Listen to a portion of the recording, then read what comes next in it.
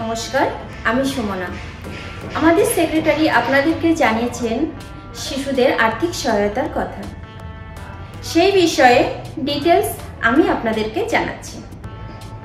এমন অনেক শিশু আছে যাদের স্কুল যাওয়ার ক্ষমতা নেই, যাদের পর্যাপ্ত জামা কাপড় নেই, যাদের বাড়ির পরিবেশ খুবই খারাপ, যাদের বাড়িতে নিত্য তাদের মা বাবার মধ্যে অশান্তি লেগেই থাকে।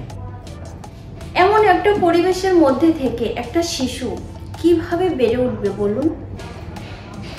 তাই আমরা চাই তাদের সুরক্ষা দিতে, তাদের সঠিক শিক্ষা দিতে, তাদের সঠিক মেডিকেল ফেসিলিটিস দিতে।